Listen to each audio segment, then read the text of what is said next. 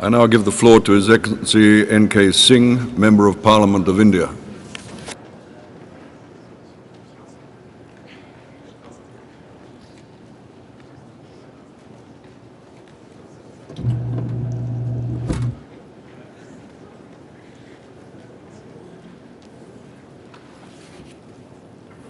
Mr. President, I am honored to address the General Assembly on behalf of my country on the annual report of the Security Council. I thank the permanent representative of Portugal for presenting the Security Council's annual report for the period 1st August 2010 to 31st July 2011. It was in many ways a comprehensive and useful information on the enormous work being done by the Security Council. I would also like to thank the delegation of Germany for their efforts in preparing the introduction section of the report. I would also like to place on record our appreciation for the delegation of Nigeria for convening an informal meeting with the member states last month for the presentation of the report. Mr. President, in our view, the report of the Security Council is an important mechanism for facilitating interaction between the most representative organ of the United Nations and its most empowered brethren.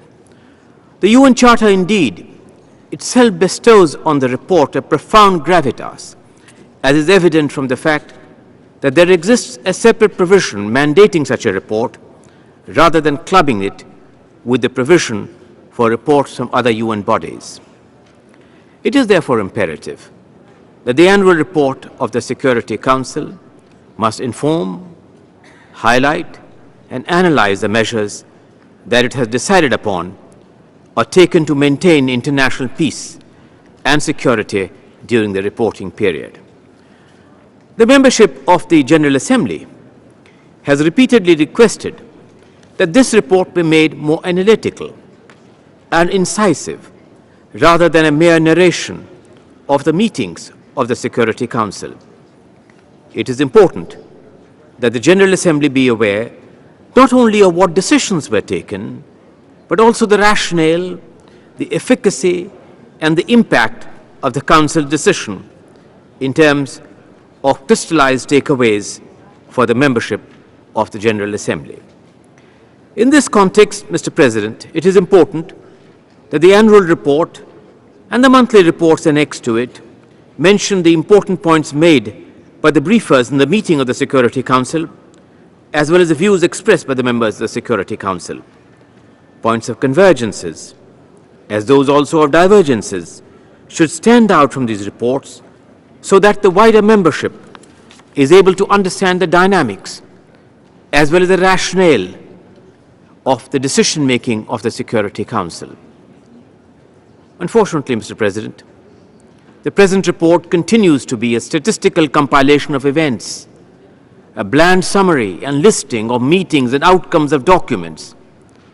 It fails to mention even the strands of different views expressed in the Security Council that led the Council to action or otherwise. I'd still like to give some credit where it is due.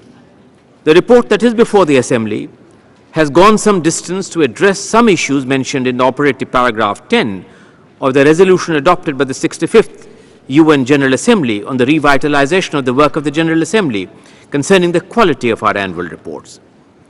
It's our expectation that the Council will continue to take tangible steps to make further improvement in the analytical quality of its reports. Mr. President, the General Assembly will benefit enormously from an assessment of the multiple dimensions of issues concerning international peace and security, often in a wider geopolitical context than were before the Security Council, during the relevant period. Equally, it would be of immense value if the analysis is not merely an ex post rendition of the sequence of events, but contains elements of an ex ante nature that could create an enabling environment for robust handling of varied situations. Further, even while the analysis of economic and social issues strictly fall within the domain of the ECOSOC, we feel that nothing prevents the Council from developing the necessary wherewithal and undertake rational analysis and objective assessment to be able to completely grasp the security implications of socio-economic challenges which have an international character. In the view of my delegation, the practice of dispassionate analysis of such episodes, processes, and more than that, ex ante prognosis would do a world of good for the Assembly, the Council, the ECOSOC, and their relationship. My delegation has held for long that the existing lacunae in the report are indeed a manifestation of the underlying problems of representation and the working methods of the Council, which remain opaque and non-inclusive. The report this year, too, continues to be a statistical compilation of events, a summary and listing of meetings, and outcome documents, since the question of equitable representation on an increase in the membership of the Council and other matters will be discussed under a separate agenda this afternoon. My delegation will make a more detailed statement at that time. For the time being, suffice it to say that there is no option but to recognize that the real solution not only for a more credible, legitimate, and representative Council, but even for a more thorough report lies in the comprehensive reform of the Security Council, including the expansion in both the permanent and the non-permanent categories and their working methods. Nonetheless, Mr. President, let us recognize that this year we have made important changes. Changes in terms of altering the format of discussion, the forenoon being concentrating only on the report of the Security Council, and afternoon to concern itself with the wider reforms of the membership of the Security Council. I think this is a useful departure, this is a useful format, and it will be the expectation of my delegation to build on the progress which we have achieved, and it is therefore with hope and expectation that we look forward to altered discussions, and we look forward to reflecting some of these suggestions in the subsequent report of the Security Council and the subsequent deliberations of this General Assembly. Thank you, Mr. President.